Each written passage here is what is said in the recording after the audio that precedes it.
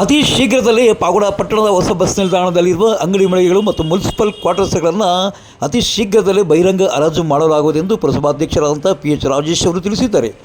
ಮಂಗಳವಾರ ಪಾವಗಡ ಪಟ್ಟಣದ ಹಳೆ ಬಸ್ ನಿಲ್ದಾಣದಲ್ಲಿರುವ 32 ಅಂಗಡಿ ಮಳಿಗೆಗಳ ಬಹಿರಂಗ ಹರಾಜು ಮುಗಿದ ನಂತರ ಪಾವಗಡ ಪವನ್ಯೂಸ್ಗೆ ಮಾಹಿತಿಯನ್ನು ಹಂಚಿಕೊಂಡಿದ್ದಾರೆ. ಅಲ್ಲದೆ ಅವರು ಬೈಪಾಸ್ ರಸ್ತೆ ಮತ್ತು KSRTC ಬಸ್ ನಿಲ್ದಾಣದ ಮತ್ತಿತರ ವಿಷಯಗಳ ಬಗ್ಗೆ ಅವರು ಸಾರ್ವಜನಿಕರಿಗೆ ಮಾಹಿತಿಯನ್ನು ತಿಳಿಸಿದ್ದಾರೆ. ಜನಗಳಿಗೆ ಓಡಾಡೋಕ್ಕೆ ಬಹಳ ತೊಂದರೆ ಆಗ್ತಾ ಇದೆ ಅನ್ನೋದು ಎಲ್ಲರಿಗಿದೆ. ಆದರೆ ನಮ್ಮ ಶಾಸಕರು ಈಗ ರಿಂಗ್ ರೋಡ್ ಬೇರೆ ಅವರು ಆಲ್ರೆಡಿ DPR ಮಾಡಿಸ್ತಾ ಇದ್ದಾರೆ. ಅವರು DPR ಮಾಡಿಸಿ ಈಗ ಅತಿ ಶೀಘ್ರದಲ್ಲಿ ಅವರು ಸರ್ವೆ ಮಾಡಿಸಿ ಅವ್ರ ರೋಡ್ ಎಲ್ಲಿ ಹೋಗುತ್ತೆ ಅಂತ ಅವರು ಸಪ್ರೇಟಾಗಿ ಅವರು ಬೈಪಾಸ್ ರಸ್ತೆ ಮಾಡಿಸೋದಕ್ಕೆ ಅವರು ಪ್ಲ್ಯಾನ್ ಮಾಡಿದ್ದಾರೆ, ಪ್ರಯತ್ನ ಮಾಡಿದ್ದಾರೆ. DPR ಎಲ್ಲ ರೆಡಿಯಾಗಿದೆ. ಈಗ ನಾವು ಏನಂದರೆ ಟೌನಲ್ಲಿ ಒಂದು ಸಪ್ರೇಟಾಗಿ ಒಂದು ರೋಡು ಹೋಗಲಿ ಜನಗಳು ಓಡಾಡೋದಕ್ಕೆ ಇರಬೇಕು ಅಂತ ಹೇಳ್ಬಿಟ್ಟು ಆಲ್ರೆಡಿ ಈಗ ಏನು ಬನಶಂಕರಿಯಿಂದ ಹಿಡಿದು ಉಗ್ರೇಶ್ವರ ಲೇಔಟು, ಧರ್ಮಾವರಂ ಲೇಔಟು, KV ಪಕ್ಕದಲ್ಲಿ ಕನಗೊಂಡ ರೋಡಿಗೆ ಬರಬೇಕು ಅನ್ನೋದೊಂದು ರಸ್ತೆಗೆ ಸಪ್ರೇಟಾಗಿ ಒಂದು ಇದು ಮಾಡಿದ್ದೀವಿ. ಯಾಕಂದರೆ ಜನಗಳು ಓಡಾಡೋಕ್ಕೆ ತೊಂದರೆ ಆಗಬಾರ್ದು ಅನ್ನೋದು. 400 ಜನ ಬಂದಿದ್ದರು. 2ನೇ ವಿಡದಲ್ಲಿ 1160 ಜನ ಬಂದಿದ್ದರು. 3ನೇ ವಿಡದಲ್ಲಿ ಇವತ್ತು 450 ಜನ ಬಂದಿದ್ದಾರೆ. ಇಷ್ಟೆಲ್ಲ ಬಂದರೂ ಎಲ್ಲಿ ಒಂಚೂರು ಯಾವುದೇ ಒಂದು ಪ್ರಾಬ್ಲಮ್ ಆದಂಗೆ ಜನಗಳು ನಮ್ಮಲ್ಲಿ ನಮ್ಮ ಪಾವಗಡ ಟೌನಲ್ಲಿರೋರು ಒಳ್ಳೆಯ ಸಹಕಾರ ನೀಡ್ತಾ ಇದ್ದಾರೆ. ಅದಕ್ಕೆ ಮೊದಲನೇದಾಗಿ ಅವರಿಗೆ ಧನ್ಯವಾದಗಳು ತಿಳಿಸ್ತಾ ಇದ್ದೀನಿ. ಯುವಶಕ್ತಿಗೆ ಕೊಡಬೇಕು ಅನ್ನೋ ಆಸೆ ಜಾಸ್ತಿ ಇದೆ, ಹಂಗಾಗಿ ಒದ್ದಾಡ್ತಾ ಇದ್ದೀವಿ. ಅದು ಶೀಘ್ರದಲ್ಲೇ ಬಂದರೆ ನಮಗೂ ತುಂಬ ಒಳ್ಳೆಯದು. ನಾವು ಏನೋ ನಮ್ಮ ಪಾವಗಡ ಟೌನಲ್ಲಿ ಇವತ್ತು ನಮಗೆಲ್ಲ ಜನಗಳು ಆಶೀರ್ವಾದ ಮಾಡಿ ಕಳಿಸಿದ್ದಾರೆ. ಕೆಲವು ರೀತಿಯಲ್ಲಿ ಮಾತಾಡ್ಕೊತಾರೆ, ಯಾರೋ ಕೆಲವರು ರೂಮ್ಗಳು ನಮ್ಗೆ ಆಗಿಲ್ಲ ಅನ್ನೋ ಒಂದು ಬಾಧೆಯಲ್ಲಿ ನಮ್ಗೆ ಈ ಥರ ಅನ್ಯಾಯ ಮಾಡಿದ್ರು ಅನ್ನೋ ರೀತಿಯಲ್ಲಿ ಮಾತಾಡ್ತಾರೆ. ನಾವು ಯಾರಿಗೆ ಒಬ್ಬರಿಗೆ ಹೊಟ್ಟೆ ಹೊಡಿ ಹೋಗಬೇಕು ಅನ್ನೋದು ನಮ್ಮ ಉದ್ದೇಶ ಅಂತೂ ಇಲ್ಲ. ನಾವು ಹಲವಾರು ವರ್ಷಗಳಿಂದ ಇದು ನೆನಗುದಿಗೆ ಬಿದ್ದಿದೆ. ನೆನಗುದಿಗೆ ಬಿದ್ದು ಏನು ಅವ್ರನ್ನ ರೂಮು ನಮಗೆ ಬಾಡಿಗೆ ಜಾಸ್ತಿ ಆಗಬೇಕಾಗಲಿ ನಾವು ಅವ್ರನ್ನ ಖಾಲಿ ಮಾಡಿಸ್ಬೇಕು ಅನ್ನೋ ಉದ್ದೇಶ ಯಾರಿಗೂ ಇಲ್ಲ. ರಫ್ಯೂಸಲ್ಲಿ ಕೊಟ್ಟಿದ್ದೀವಿ, ರಫ್ಯೂಸಲ್ಲಿ ಆಗಿದ್ದಾವೆ. ಹೆಚ್ಚಿನದಾಗಿ ಬಂದಿರೋರು ಬಾಡಿಗೆ ಹರಾಜು ತಗೊಂಡ್ರು ಬೇಡ ಅಂತ ಬಿಟ್ಟೋಗಿದ್ದಾರೆ ಕೆಲವರು. ಅಷ್ಟೇ ಆಗಲಿ, ಯಾರಿಗೂ ನಾವು ಒಬ್ಬರು ನೋವು ಕೊಡಬೇಕು ಅನ್ನೋ ಉದ್ದೇಶ ನಮ್ಮಲ್ಲಿ ಯಾರಿಗೂ ಇಲ್ಲ. ನಾವು ಎಲ್ಲರಿಗೂ ಸಾರ್ವಜನಿಕರಿಗೆ ಒಳ್ಳೇದು ಮಾಡಬೇಕಂತಲೇ ನಾವು ಬಂದಿದ್ದೀವಿ.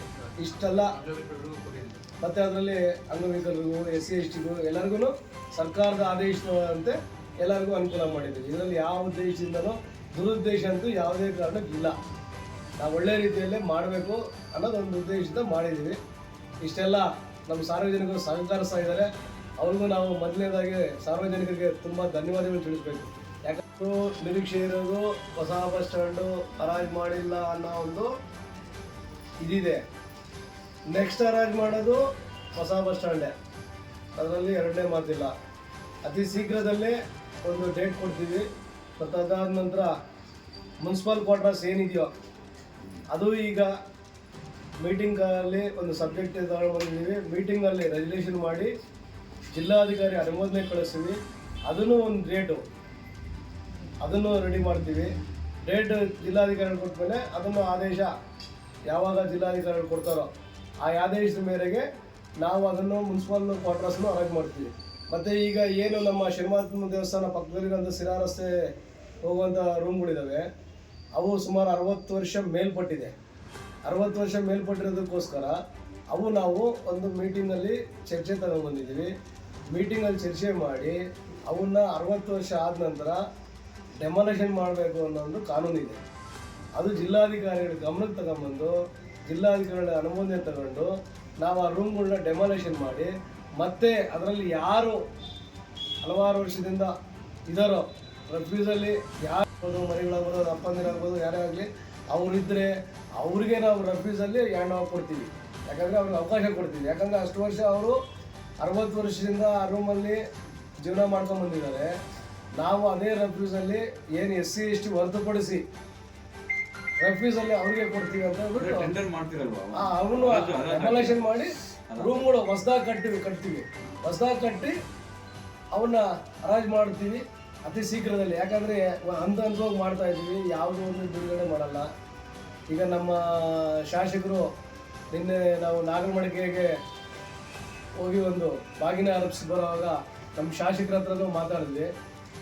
ನಿನ್ನೆ ಅವರು ಗುರುವಾರ ಏನೋ KSRTC ಜಿಲ್ಲಾಧಿಕಾರಿಗಳಿಬ್ಬರನ್ನು ಕರೆಸ್ತೀನಿ, ಮಾತಾಡೋಣ ಅಂತ ಒಂದು ಮಾತು ಹೇಳಿದ್ದಾರೆ. ಅತಿ ಶೀಘ್ರದಲ್ಲಿ ಅವರು ಬಂದರೆ ನಮಗೆ KSRTC ಒಂದು ಯಾವುದೋ ಒಂದು ತೀರ್ಮಾನ ಆದರೆ ನಮಗೂ ಒಂಥರ ಖುಷಿ ಇರುತ್ತೆ. ಏನೋ ನಾವು ಇದಕ್ಕೆ ಒಂದು KSRTC ಬಸ್ ಸ್ಟ್ಯಾಂಡ್ ಆಯ್ತಪ್ಪ, ಈಗ ಎಲ್ಲಿ ಕೊಡಬೇಕು ಅನ್ನೋದು ನಮಗಿಲ್ಲ. ಪ್ರೈವೇಟ್ ಬಸ್ ಸ್ಟ್ಯಾಂಡಲ್ಲಿ ಅದ್ರ ಮೇಲೆ ಒಂದು ಫಸ್ಟ್ ಫ್ಲೋರ್ ಮಾಡಬೇಕು ಅನ್ನೋದು ಒಂದು ಅವ್ರ ವಾದ ಇದೆ, ಮತ್ತು ಸಂಡೆ ಮಾರ್ಕೆಟ್ ಮಾಡಬೇಕು ಅನ್ನೋದು ವಾದ ಇದೆ. ಯಾವುದಕ್ಕೂ ಒಂದು ಡಿಸೈಡ್ ಮಾಡಿ ಅಂತ ನಾವು ನಿನ್ನೆ ಶಾಸಕರ ಹತ್ರನೂ ಬೇಡಿಕೆ ಇಟ್ಟಿದ್ದೀವಿ. ಅದಕ್ಕೆ ಅವರು ಗುರುವಾರ ಇರೋ ಜಿಲ್ಲಾಧಿಕಾರಿಗಳಿಬ್ಬರ KSRTC ದುರ್ಗದವ್ರನ್ನೂ ಚಿತ್ರದುರ್ಗದವ್ರನ್ನೂ ಮತ್ತು ತುಮಕೂರವ್ರು ಇಬ್ಬರನ್ನೂ ಕರೆಸಿ ನಾನು ಮಾತಾಡ್ತೀನಿ ಅಂತ ಹೇಳ್ಬಿಟ್ಟು ಒಂದು ಮಾತು ಹೇಳಿದ್ದಾರೆ. ಅದಕ್ಕೂ ನಮಗೂ ಒಂದು ಸಂತೋಷ ಆಯಿತು. ಯಾಕಂದರೆ ಅತಿ ಶೀಘ್ರದಲ್ಲೇ ಬಂದರೆ ಒಂಥರ ನಮ್ಮ ಪಾವಡ ಟೌನು ಒಳ್ಳೆ ಇಂಪ್ರೂವ್ ಆಗುತ್ತಪ್ಪ ಅನ್ನೋದು ಜನಗಳಿಗೊಂದು ಆಸಭಾವನೆಯಲ್ಲಿ ಜಾಸ್ತಿ ಇದ್ದು ನಾವು ಏನೋ ನಮ್ಮ ಕಾಲದಲ್ಲಿ ಆಗಬೇಕು ಅಂತ. ಮತ್ತು ಮನೆಗಳಿಗೂ ಅಷ್ಟೇ, ಏನು ನಮಗೆ 5.5 ಎಕರೆ ನಮ್ಮ ಮಾಜಿ ಸಚಿವ ವೆಂಕಟಪ್ಪ ಅವರು 5.5 ಎಕರೆ ನಮಗೆ ಭೂಮಿ ಸರ್ಕಾರದಿಂದ ಆದೇಶ ಮಾಡಿಕೊಟ್ಟಿದ್ದಾರೆ. ಅದು ಈಗ ಆಲ್ರೆಡಿ ಟೌನ್ ಪ್ಲಾನಿಂಗು ಟೂಡ್ ಅಪ್ರೂವಲ್ ಹೋಗಿದೆ. ಆ ಪ್ಲಾನ್ ಅಪ್ರೂವಲ್ ಬಂದ ತಕ್ಷಣ ನಾವು ಯಾವ ಥರ ಮಾಡಬೇಕು ಅಂತ ಹೇಳ್ಬಿಟ್ಟು ಸಭೆಯಲ್ಲಿ ನಾವೆಲ್ಲ ಚರ್ಚೆ ಮಾಡಿ, ಶಾಸಕರ ಚರ್ಚೆ ಮಾಡಿ ಮುಂದಿನ ಹಂತದಲ್ಲಿ ಸೈಟ್ಗಳೆಲ್ಲ ಮಾಡಿ ಬಡ ಜನಗಳಿಗೆ ಕೊಡಬೇಕು ಅನ್ನೋದು ಇದೆ.